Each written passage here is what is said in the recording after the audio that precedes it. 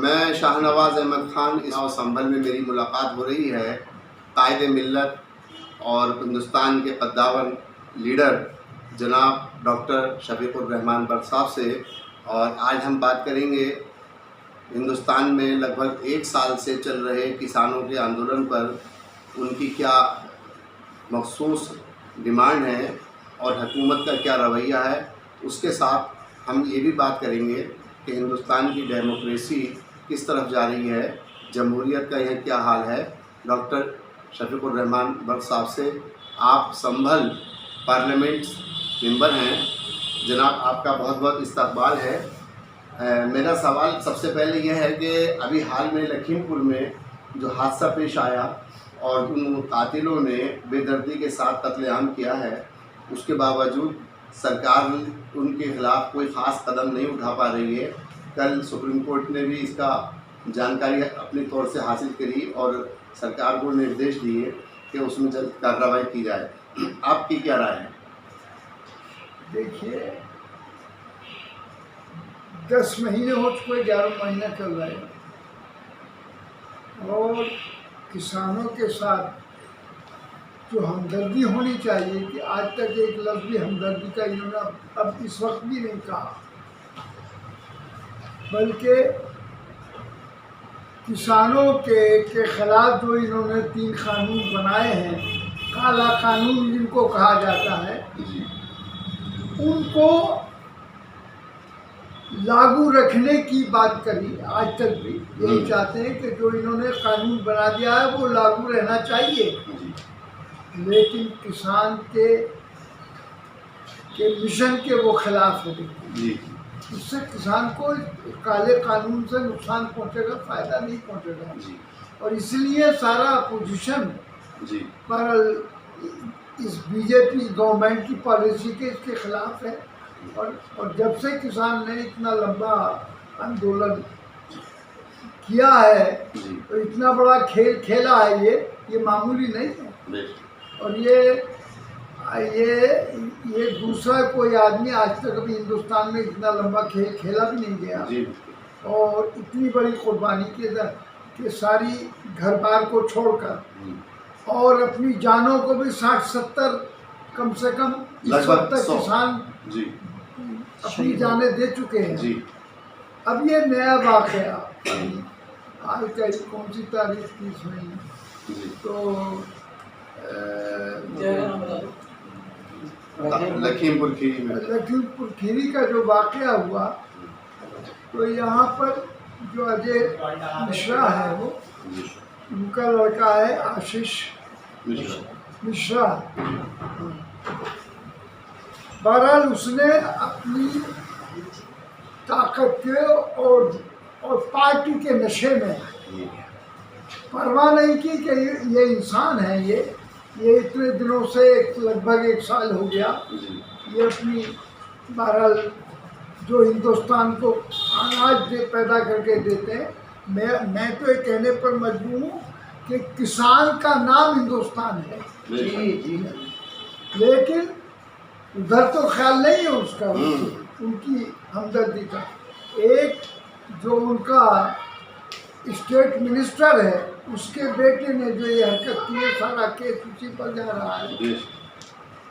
लेकिन उसको आज भी ये क्या नाम है, चीफ मिनिस्टर उत्तर प्रदेश योगी महाराज, क्या नाम है, योगी साहब जो है, आज वो लाए हैं कि भाई अभी इसमें कोई सबूत तो है नहीं, कहा जा रहा, तो इसमें इतने बड़े हादसे में अभी खुद ही जुबान से उसको बुरा नहीं कह सकते, बल्कि कहें कि कोई सबूत नहीं है। अरे इससे बड़ा सबूत क्या हो सकता है कि वो मारे गए, उन पर कार चढ़ाई गई और उनकी जान ले ली गई। लेकिन इसके बावजूद भी इस बात की हमदर्दी का एहसास नहीं कि भाई किसान जो है, एक तो वैसे मर रहा पिसरा और उसके साथ ये इंसानियत सोच है, इंसानियत के खिलाफ है। और इस किस्म की हरकत जो है, ये न सिर्फ एक पार्टी का मसला बन गया है बल्कि इंसानियत का मसला बन गया है। खास बात इसमें यह है कि ये पार्टी का मसला नहीं है बल्कि इंसानियत का मसला है। तो इतने इंसान, चाहे वो उनका नाम किसानी है, कुछ भी है, वो तो कुर्बानी दे रहे हैं देश के लिए, बैठे हुए अपनी बहरहाल जानें कुर्बान कर रहे हैं, भूखे मर रहे हैं, दुनिया भर की तकलीफ़ें उठा रहे हैं, लेकिन इसके बावजूद उनके साथ तो हमदर्दी का कोई इजहार नहीं किया जा रहा, बल्कि अपने एक मिनिस्टर के बेटे को बचाने की कोशिश की जा रही है। तो मैं योगी से कहना चाहता हूँ कि भाई ये इंसानियत के खिलाफ है जो आप सोच रहे हैं, आपकी सोच बिल्कुल गलत है और ये सोच ज़्यादा दिनों रहने वाली नहीं है। बहुत जल्द आप नहीं करेंगे इसका इंसान, तो कुदरत एक दिन इंसाफ इसका कर देगी। जो जिसने सारे इंसानों को अल्लाह ताला ने पैदा किया है, वो हमारा और उनका सबका मालिक है, पैदा करने वाला है। तो एक दिन जब अल्लाह का, जिस दिन रहमत हरकत में आ गई, समझ गए ना, अल्लाह ने जरा भी इस पर तवज्जो कर दी, तो मैं समझता हूँ कि ये सारा जितना भी ये जुल्म ज़ाती किसानों के साथ हुई है, ये सब इंसानियत के खिलाफ हुई है। ये इसमें तुम सज़ा नहीं दोगे, बचाने की कोशिश करोगे जालिमों को, कातिलों को, तो कुदरत इसकी भी सज़ा ज़रूर देगी।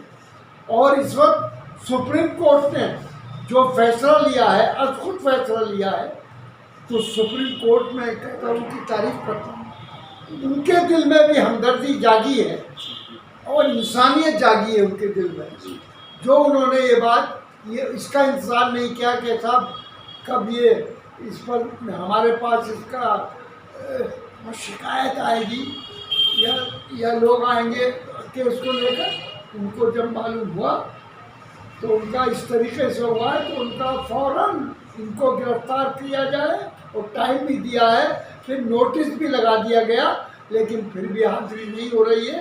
बल्कि ये तुम्हारे क्या नाम, चीफ मिनिस्टर उत्तर प्रदेश, उसकी हिमायत कर रहे हैं बचाने।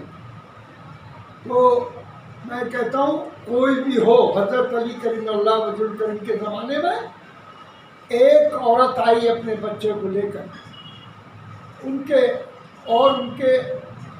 आवाज़ लगाई, मैं इंसाफ के लिए आई हूँ, मेरे साथ आपके बेटे ने ये शुरू किया। उन्होंने कोई सफाई नहीं मांगी, उस औरत की बात सुनकर ही, और उसको अपने बेटे को खाना खा रहा था, उठकर आ जाओ सब, तो खाना नहीं खा दिया और ये हुक्म दिया कि 100 कोड़े इनके लगाए जाए, और अगर इन पर ये 50 कोड़ों पर मर भी जाते हैं तो 50 इनकी हाथ पर लगाए जाए। तो ये है इंसाफ। और उन्होंने हज़रत उमर फारूक रज़ियल्लाहु ताला, हज़रत हमारे नबी करीम सल्लल्लाहु अलैहि वसल्लम के, जो कि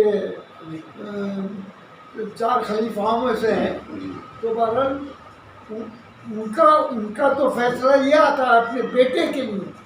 ये तो इनका योगी का बेटा भी नहीं, सिर्फ सियासी रिश्ता है, एक सियासी इनका स्टेट मिनिस्टर है, उसका बेटा है, तो उन्हें इंसानियत की फिक्र नहीं है, खुदा का कोई डर नहीं है, उसे पैदा करने वाले का उन्हें कोई डर नहीं है, उनको बचाने की आज भी कोशिश कर रहे हैं। मेरी मांग है कि अगर वो इसको हैसियत मुल्जिम के अभी फौरन पेश नहीं कर सकते, खुद इस्तीफा देना चाहिए अगर इसमें फेल हो जाता।